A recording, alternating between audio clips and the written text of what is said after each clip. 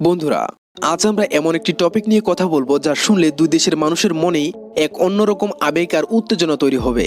একটু কল্পনা করে দেখুন তো, কোনো কারণে যদি আমাদের প্রতিবেশী দুই রাষ্ট্র ভারত আর বাংলাদেশের মধ্যে সরাসরি যুদ্ধ লেগে যায়, তখন কি হবে? কাগজের হিসাব আর সৈন্য সংখ্যার বিচারে কে এগিয়ে থাকবে, আর বাস্তবে বা রণক্ষেত্রে কি ঘটবে? ইন্টারনেটে খুঁজলে আপনারা হয়তো বিশাল সব পরিসংখ্যান দেখতে পাবেন, কিন্তু আজ আমি আপনাদের খাতা কলমের হিসাব নিকাশের বাইরে এমন কিছু চরম বাস্তব সত্য জানাবো যা শুনলে আপনি সত্যি চমকে যাবেন। নানা উত্থান পতনের মধ্য দিয়ে দুই দেশের সম্পর্ক আজ যেখানে দাঁড়িয়েছে, তাতে এই প্রশ্নটা মাথায় আসা খুবই স্বাভাবিক। ভিডিওটা একদম শেষ পর্যন্ত দেখবেন, কারণ শেষের দিকে এমন একটি সমীকরণ রয়েছে যা একজন বাঙালি হিসেবে আপনার বুক গর্বে ভরিয়ে দিবে। তো চলুন শুরু করা যাক। শুরুতেই আসুন আমরা দুই দেশের অফিসিয়াল সামরিক শক্তির একটা তুলনা করে দেখি। আন্তর্জাতিক শক্তির সমীকরণ অনুযায়ী ভারতের সেনাবাহিনীর আকার অনেক বিশাল। ভারতের কাছে সক্রিয় সৈন্য রয়েছে প্রায় 14,05,000, আর রিজার্ভ বা অতিরিক্ত সেনা রয়েছে আরো 11 লক্ষের মতো।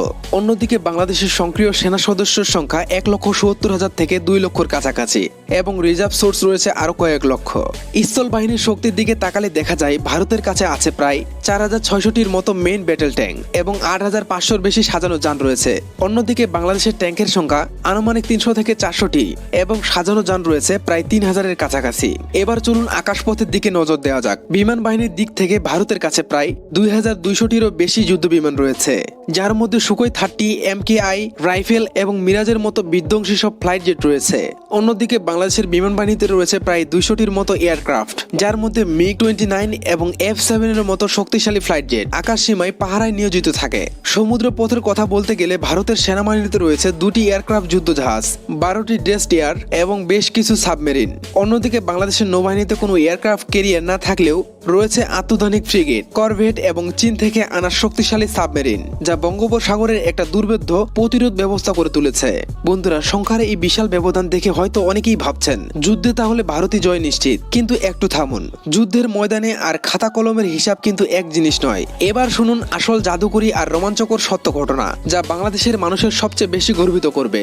ইতিহাস সাক্ষী আছে বাঙালি জাতিকে পৃথিবীর কোন শক্তি আজ পর্যন্ত পরাজিত করতে পারেনি। 1971 সালের মহান মুক্তিযুদ্ধের কথা নিশ্চয়ই আপনাদের মনে আছে। পাকিস্তান সেনাবাহিনীর আধুনিক অস্ত্র আর বিশাল সৈন্য বলের সামনে বাংলাদেশের ছেলেরা কিন্তু খাতা কলমের হিসাব মিলিয়ে যুদ্ধ করেনি। তারা লড়েছে বুকের তাজা রক্ত, অদম্য সাহস আর স্বাধীনতার রক্ষায় এক চরম আবেগ নিয়ে।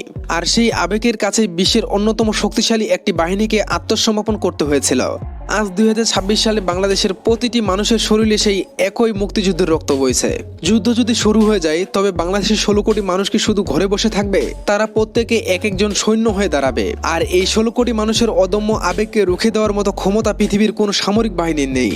ভৌগোলিক দিক থেকে দেখতে গেলে বাংলাদেশের চারপাশে ভারত, কিন্তু এই ভৌগোলিক অবস্থায় বাংলাদেশের জন্য একটি বিরাট ঢাল হয়ে দাঁড়াবে। বাংলাদেশকে আক্রমণ করা ভারতের জন্য হবে এক মস্ত বড় ভুল, কারণ বাংলাদেশের ভূখণ্ড, নদী নালা, খাল বিল আর সবুজে ঘেরা এই প্রাকৃতিক দুর্গ বর্ষাকালে দেশের নদী আর কাদামাটি যে কোনো আধুনিক ট্যাঙ্কের গতি পুরোপুরি স্তব্ধ করে দেওয়ার মতো সক্ষমতা রাখে। আর তখনই শুরু হবে বাংলাদেশের সেই চিরচিত্র গেরিলা যুদ্ধ। তাছাড়াও বাংলাদেশের বিমান বাহিনীর ফ্লাইট জেটের সংখ্যা হয়তো কম, কিন্তু এদেশের পাইলটের দক্ষতা বিশ্বজুড়ে প্রশংসিত। সীমিত সম্পদ নিয়ে কিভাবে শত্রুপক্ষের বিশাল বাহিনীকে আকাশপথে কিভাবে পরাজিত করতে বাংলার বিমান সেনারা খুব ভালো করে জানেন। আর সেনাবাহিনীর কথা বলতে গেলে বঙ্গোপসাগর হলো বাংলাদেশের নিজস্ব এলাকা। এখানে থাকা বাংলাদেশের সাবমেরিন আর শক্তিশালী মিসাইলগুলো। বন্ধুরা, ভারত আর বাংলাদেশের এই সামরিক শক্তির তুলনায় বাংলার মানুষের এই অদম্য সাহস নিয়ে আপনার মতামত কি? দেশের সার্বভৌমত্ব রক্ষায় আমাদের দেশের মানুষ কিভাবে করা দেবে বলে আপনারা মনে করেন? আপনাদের মতামত নিচে কমেন্টে অবশ্যই জানাবেন। আজকের এই রোমাঞ্চকর ভিডিও ভালো লাগলে অবশ্যই ভিডিওতে একটা লাইক করে চ্যানেলটা সাবস্ক্রাইব করে দিবেন।